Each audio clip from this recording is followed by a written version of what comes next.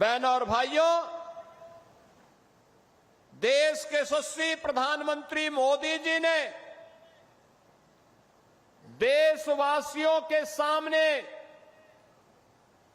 आजादी के अमृत महोत्सव वर्ष के अवसर पर जो लक्ष्य तय किया था, उस लक्ष्य को प्राप्त करने के लिए कि 2047 में भारत एक विकसित भारत होगा, उस विकसित भारत के लिए विकसित और आत्मनिर्भर उत्तर प्रदेश बनाने की दिशा में डबल इंजन की भारतीय जनता पार्टी की सरकार के द्वारा किए गए प्रयासों का एक प्रतिफल है कि उत्तर प्रदेश बीमारू राज्य से अब एक्सप्रेस वे प्रदेश के रूप में अपनी पहचान बना रहा है। याद करिए क्या हालत थे आज से 8 वर्ष पहले के। बहनों और भाइयों, उत्तर प्रदेश का नौजवान कहीं जाता था, उत्तर प्रदेश का कोई नागरिक जाता था, पहचान का संकट होता था, पहचान का संकट होता था। लोग आजमगढ़ का नाम लेने से घबराते थे, उत्तर प्रदेश का नाम लेने से घबराते थे। आजमगढ़, अरे इसने मुख्यमंत्री दिए, एक एक नहीं 2-2 मुख्यमंत्री इस आजमगढ़ ने दिए, और इस आजमगढ़ को पहचान का मोहताज होना पड़ा था। लेकिन आज 8 वर्ष के अंदर प्रधानमंत्री मोदी जी के मार्गदर्शन में आजमगढ़ अब पहचान का मोहताज नहीं है। आजमगढ़ अब आजमगढ़ से अदम्य साहस का गढ़ बन चुका है। अब यह विकास की मुख्य धारा के साथ जुड़ चुका है। और इसके लिए तो प्रधानमंत्री जी ने कहा था कि विकास के लिए गति चाहिए, प्रगति के लिए गति चाहिए, समृद्धि के लिए प्रगति चाहिए। और जब गति होगी तो प्रगति होगी, प्रगति होगी तो समृद्धि होगी, और समृद्धि होगी हर चेहरे पर खुशहाली भी होगी। यही तो खुशहाली का राज है, और इसी खुशहाली के साथ आपको जोड़ने के लिए हम लोग आए हैं। याद करिए कितनी विकास की योजनाएं पिछले 8 वर्ष में आजमगढ़ में आई। पूर्वांचल एक्सप्रेसवे का शिलान्यास भी 2018 में, जुलाई 18 में प्रधानमंत्री जी ने किया था, और उद्घाटन 2021 में पूर्वांचल एक्सप्रेसवे का उद्घाटन भी आदरणीय प्रधानमंत्री नरेंद्र मोदी जी ने किया था। याद करिए 340 किलोमीटर लंबे इस एक्सप्रेसवे को अब मैं देखता हूं आजमगढ़ के लोग, मऊ के लोग, गाजीपुर के लोग सुबह जाते हैं लखनऊ और दोपहर में अपना कार्य निपटा करके वापस अपने गांव, अपने शहर में वापस आ जाते हैं। ये होती है गति और यही होती है प्रगति। जब हम लोग 2017 में आए थे, हमारे पास 1.5 एक्सप्रेसवे थे, यमुना एक्सप्रेसवे और आगरा लखनऊ एक्सप्रेसवे का काम आधा हुआ था, आधा हुआ था। आज मुझे बताते हुए प्रसन्नता है, आधे काम को तो हमने पूरा किया ही। पूर्वांचल एक्सप्रेसवे की यात्रा का साक्षी आप बन रहे हैं, 2021 से लगातार बन रहे हैं। 2022 में बुंदेलखंड एक्सप्रेसवे चालू हो गया है, 300 किलोमीटर का है। पूर्वांचल एक्सप्रेसवे 340 किलोमीटर का बन करके पहले तैयार हो चुका है। अब इसकी कनेक्टिविटी सीधे पटना तक के लिए पूरी होने जा रही है। आप याद करिए कि पटना से लेकर के लखनऊ तक और लखनऊ से लेकर के दिल्ली तक की पूरी कनेक्टिविटी कितनी आसान हो जाएगी। 1857 के प्रथम स्वातंत्र समर के नायक वीर कुंवर सिंह ने जब अंग्रेजों को पछाड़ने के लिए आजमगढ़ तक अंग्रेजों का मुकाबला किया था, तब कनेक्टिविटी नहीं थी। अगर उस समय ये पूर्वांचल एक्सप्रेसवे होता तो आजमगढ़ के लोग वीर कुंवर सिंह के साथ मिलकर के अंग्रेजों को मार मार करके खदेड़े होते और फिर यह देश 1857 में ही स्वाधीन हो गया होता। उस समय कनेक्टिविटी नहीं थी, अभाव था, कनेक्टिविटी का अभाव था। लेकिन आज पटना से लेकर के दिल्ली तक की कनेक्टिविटी पूर्वांचल एक्सप्रेसवे देने जा रही है। बुंदेलखंड एक्सप्रेसवे दिल्ली से आगरा होते हुए हम इसको सीधे चित्रकूट तक जोड़ रहे हैं। 300 किलोमीटर का एक्सप्रेसवे बन चुका है, यातायात फराटा भर रहा है और आज 91 किलोमीटर का यह एक्सप्रेसवे, 91 किलोमीटर का यह एक्सप्रेसवे आजमगढ़ से गोरखपुर की कनेक्टिविटी को पूरा करने जा रहा है। बीच में अंबेडकर नगर जनपद और संत कबीर नगर जनपद भी इसका लाभ प्राप्त करेगा।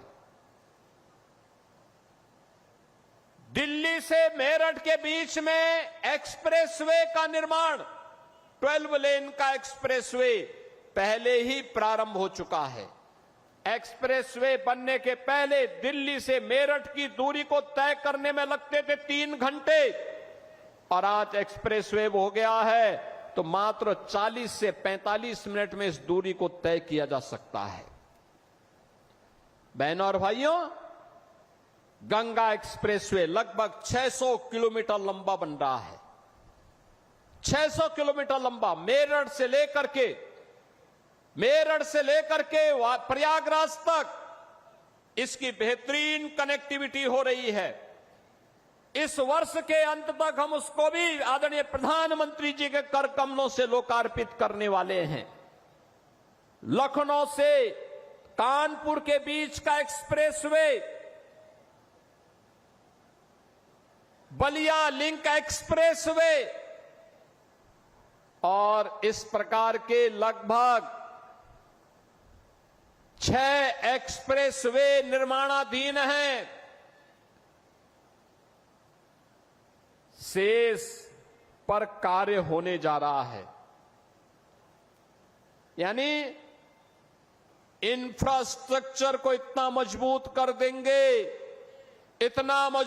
देंगे कि उत्तर प्रदेश को समृद्ध होने से कोई रोक नहीं सकता है, कोई वंचित नहीं कर सकता है।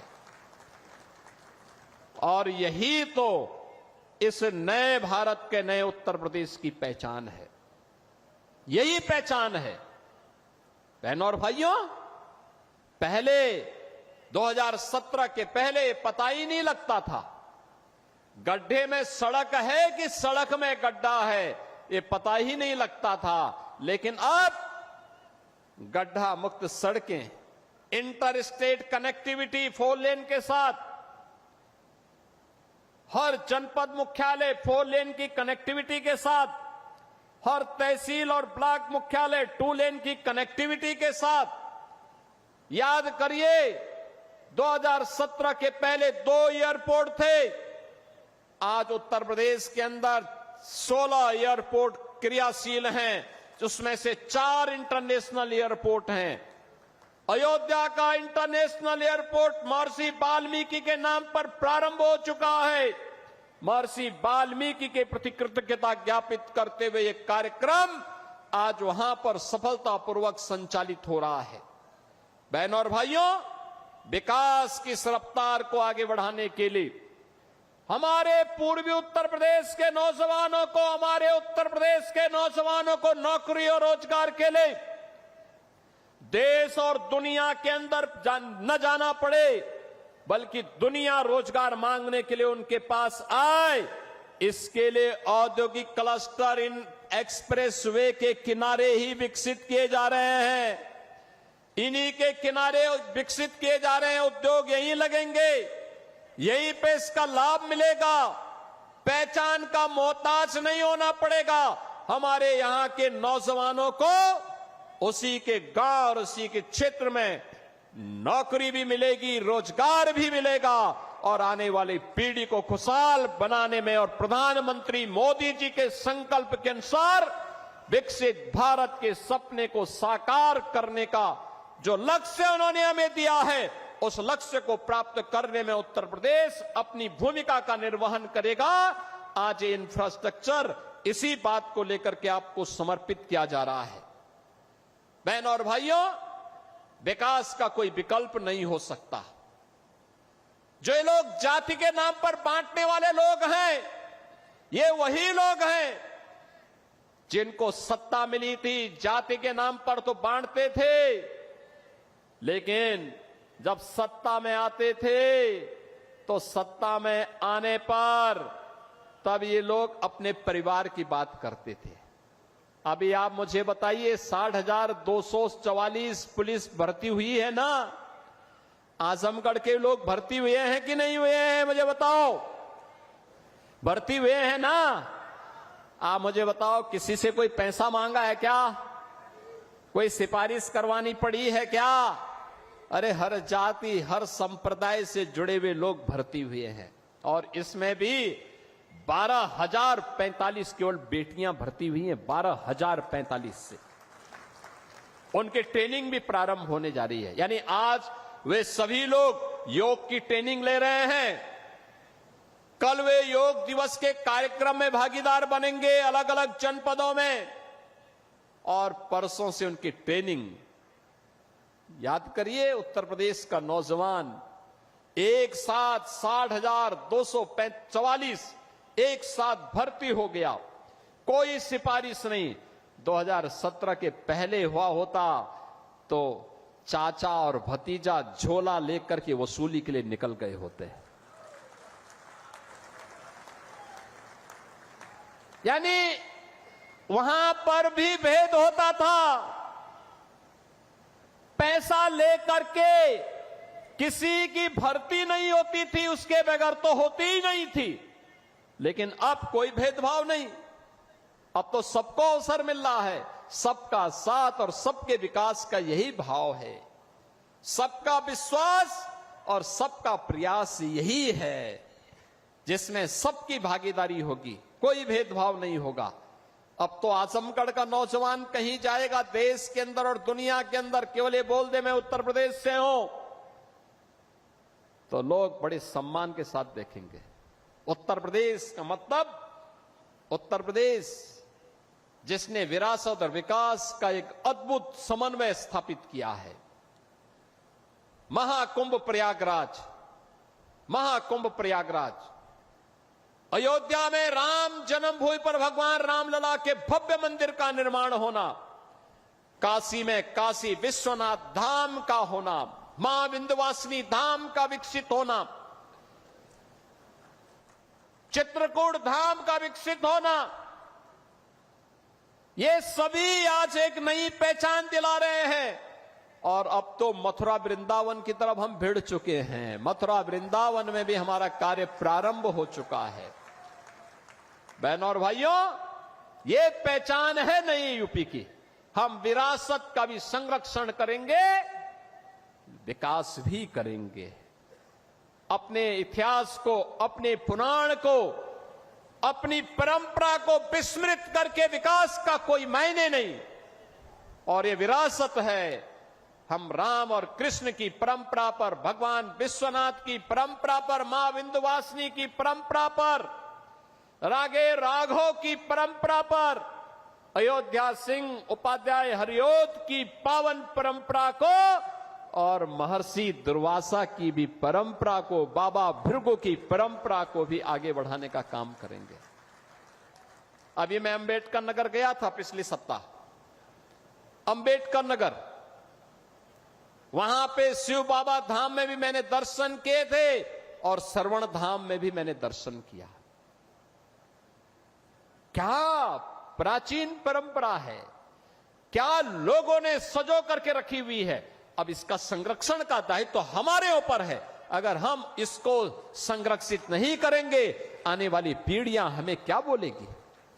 और उसको संरक्षित करते हुए विकास हो रहा है, औद्योगिक विकास भी हो रहा है, इंफ्रास्ट्रक्चर आधुनिक दिया जा रहा है, नौजवान के लिए रोजगार और नौकरी की सुविधा उपलब्ध करवाई जा रही है, बेटी और व्यापारी को सुरक्षा दी जा रही है, हर एक नागरिक को सुरक्षा की गारंटी दी जा रही है, और सुरक्षा पर जिसने सेंध लगाने का कार्य किया तो उसके लिए यमराज का टिकट भी उसे उपलब्ध करवाया जा रहा है। बहनों और भाइयों, यह आवश्यक है कि जो दूसरों के सुरक्षा के लिए खतरा बने उसके लिए पहले से ही एक टिकट रिजर्व करवा दो, रिजर्व करवा दो।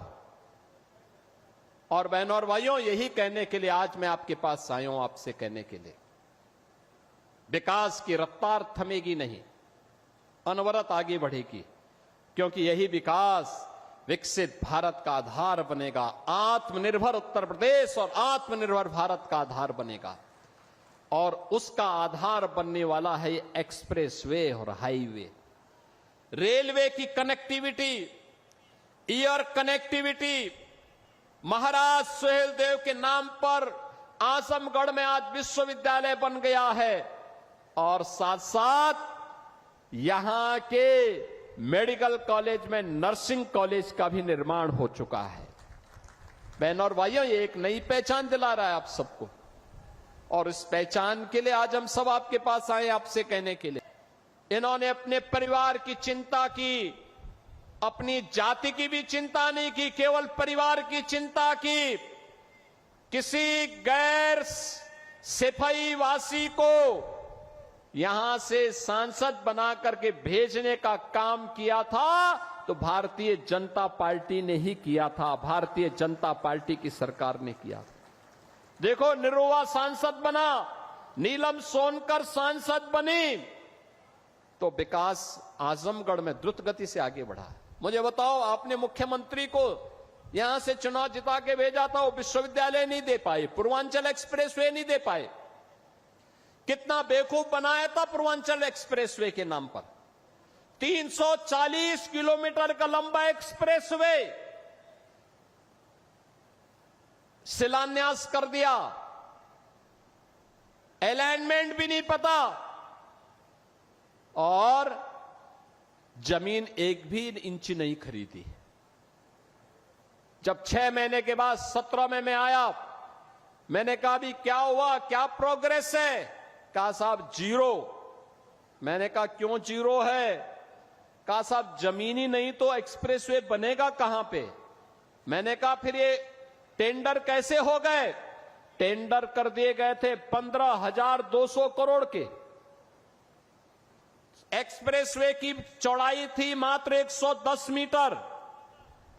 मैंने तब उस समय के जो नए सीओ बनाए गए थे यूपीडा के, श्री अवनीश अवस्थी जी से कहा, मैंने कहा अवस्थी जी एक काम करिए, यह 110 नहीं अब 120 मीटर चौड़ा होना चाहिए। बाई चांस हमें इस एक्सप्रेसवे के साथ जब हम high speed, semi high speed train का संचालन भी करेंगे तो उसके लिए हमें जमीन चाहिए होगी, तो एक साथ हम उसके साथ एक्सप्रेसवे के साथ उसको भी दौड़ा सकें।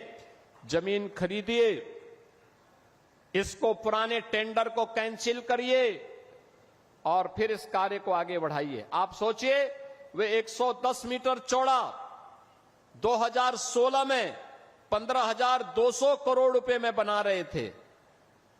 एक भी जमीन नहीं खरीदे, काम प्रारंभ ही नहीं वो कर पाए, टेंडर आवंटित कर दिए, हम लोग आए, हमने कैंसिल किया, जमीन खरीदना प्रारंभ किया, और जमीन खरीदने के बाद जब हम लोगों ने टेंडर किए तो बहनों और भाइयों वही एक्सप्रेसवे 11,800 करोड़ रुपए में बना करके हमने समर्पित कर दिया आपको।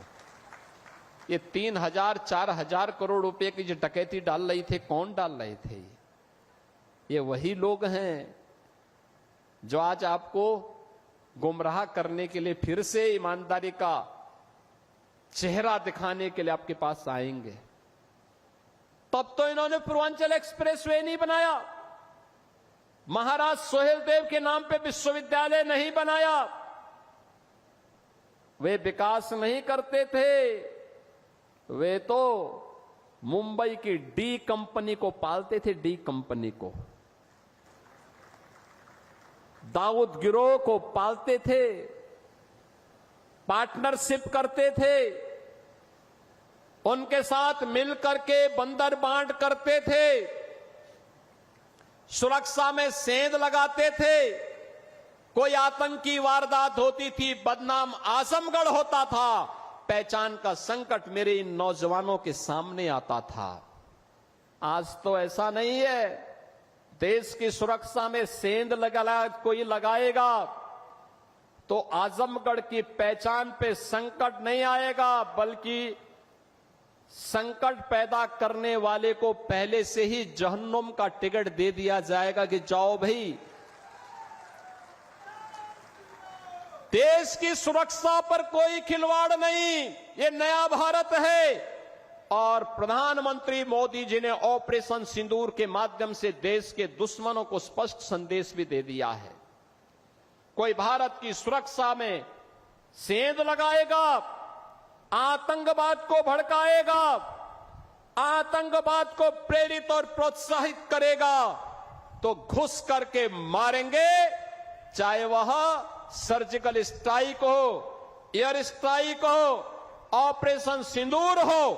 भारत के बहादुर जवान दुश्मन की माद में घुस करके निकाल बाहर करेंगे और देश की सुरक्षा वालों का काम तमाम करेंगे। और आज ये देख रहे हैं आप, और इसलिए बहनों और भाइयों मैं आज आपके पास आया हूं। नए भारत के नए उत्तर प्रदेश को विकास के साथ साथ विरासत के कार्यक्रमों के साथ गौरव की अनुभूति होनी चाहिए। ये आपको एक नई पहचान दिला रहा है, ये आपको सम्मान दिला रहा है। सम्मान के साथ आने वाली पीढ़ी को जब आप अपनी इस विरासत को सौंपेंगे, आप भी कह सकते हैं, आप भी तब ये कह सकते हैं कि हम वो गौरवशाली पीढ़ी है जिन्होंने राम जन्मभूमि में 500 वर्षों के बाद रामलला को विराजमान होते हुए अपनी आंखों से देखा है। आप में से हर व्यक्ति कह सकता है हमारी वो पीढ़ी है जिसने पूर्वांचल एक्सप्रेसवे के उद्घाटन कार्यक्रम का जो साक्षी बना था। हम वे पीढ़ी हैं जिन्होंने आजमगढ़ में भी जो कभी कल्पना नहीं करता था, आजमगढ़ में भी महाराज सोहेलदेव को 1000 वर्षों के बाद उनकी स्मृतियों को जीवित करते हुए एक विश्वविद्यालय की स्थापना के कार्यक्रम को आगे बढ़ाया। अब तो ये उद्घाटन भी हो गया है। अब तो आजमगढ़ 2 एक्सप्रेसवे के साथ जुड़ चुका है। पूर्वांचल एक्सप्रेसवे लखनऊ के साथ, गोरखपुर लिंक एक्सप्रेसवे के साथ भी जुड़ चुका है और साथ साथ 4 लेन की कनेक्टिविटी गोरखपुर से, वाराणसी से, प्रयागराज से, सभी ओर से 4 लेन की कनेक्टिविटी के साथ भी जुड़ चुका है। इतना बेहतरीन। आप मुझे बताओ, आजमगढ़ की साड़ी को महत्व 2017 के पहले नहीं मिल पाया था और यहां की ब्लैक पॉटरी को भी महत्व 2017 के पहले नहीं मिल पाया था। हमने चेहरा नहीं देखा, हमने तो उसको एक पहचान दिलाई। आज आजमगढ़ की साड़ियां भी, मुबारकपुर की साड़ियां भी देश और दुनिया में पसंद की जा रही है और यहां की ब्लैक पॉटरी को भी एक पहचान मिल रही है। आपने एक कलाकार को आजमगढ़ ने देश की संसद में भेजा और जैसे दिनेश लाल यादव, निरुआ जी जैसे सांसद बने, हमने हरिहरपुर में एक संगीत महाविद्यालय भी स्वीकृत कर दिया। आप सोचिए, हरिहरपुर में ये संगीत का एक घराना था, पहचान के लिए मोहताज हो रहा था। गायन, वादन, नृत्य, ये सभी विधाएं यहां एक साथ पैदा होती थी। लेकिन जिन्होंने आतंक का गढ़ आजमगढ़ को बनाया था, वे लोग इन्हें ढूंढ नहीं पाए। उनके पास इतनी फुर्सत नहीं थी कि ब्लैक पॉटरी को सम्मान दे सके, आजमगढ़ की साड़ी को सम्मान दे सके, हरिहरपुर गांव की संगीत की विधा को सम्मान दे सके। आजमगढ़ में विश्वविद्यालय दे सके, आजमगढ़ को एयर कनेक्टिविटी के साथ जोड़ सके, आजमगढ़ को पूर्वांचल एक्सप्रेसवे के साथ या गोरखपुर लिंक एक्सप्रेसवे के साथ या फिर ये 4 लेन की कनेक्टिविटी के साथ जोड़ सके। जब फुर्सत होगी तब तो कोई जोड़ेगा। उनके पास तो फुर्सत ही नहीं थी। जब संकट आता था ऑस्ट्रेलिया या फिर इंग्लैंड चले जाते थे, लोगों को उसके पुरसे हाल पर छोड़ देते थे। लेकिन आज ये डबल इंजन की सरकार की, भारतीय जनता पार्टी की सरकार ने इन सभी प्रकार की सुविधाओं से आपको आच्छादित किया है। और आज इसीलिए इस एक्सप्रेस वे के उद्घाटन कार्यक्रम के साथ जुड़ने के लिए मैं स्वयं आपके पास यहां आया हूं, स्वयं आया हूं एक बार फिर से करने के लिए। बहनों और भाइयों, पहचान को कभी समाप्त नहीं करना चाहिए। ये जातिवाद की राजनीति पर्व और त्योहारों में भी आपके उत्साह को भंग करती थी, विघ्न बाधा खड़ी करती थी, निर्दोष हिंदुओं पर झूठे मुकदमे दर्ज होते थे, बेटी और बहनों की इज्जत के साथ खिलवाड़ होता था।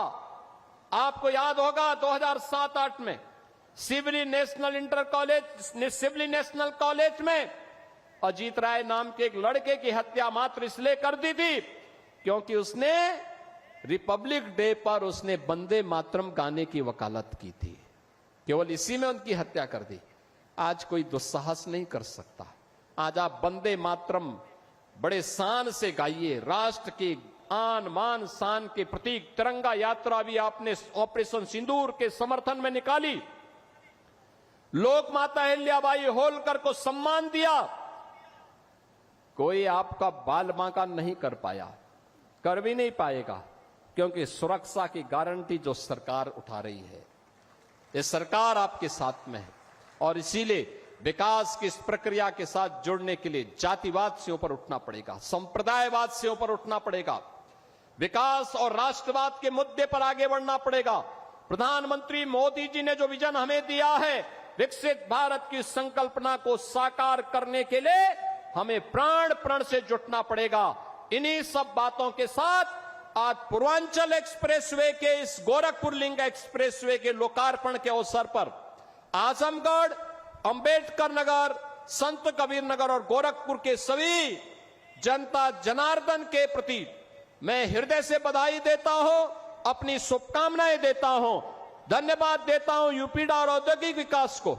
उन्होंने समय सीमा के अंदर इन कार्यक्रमों को आगे बढ़ा करके, ये कार्यक्रम बहुत कठिन था, चैलेंजिंग था इस क्षेत्र में लिंक एक्सप्रेसवे बनाना, लेकिन अब ये आसान किया उन्होंने, काम आसान हुआ, कार्य हुआ और आज उसके लोकार्पण के साथ आपसे जुड़ने का अवसर प्राप्त हुआ। आप सबको बहुत बहुत बधाई, हमारी शुभकामनाएं, धन्यवाद। जय हिंद, जय जय श्री राम, जय जय श्री राम।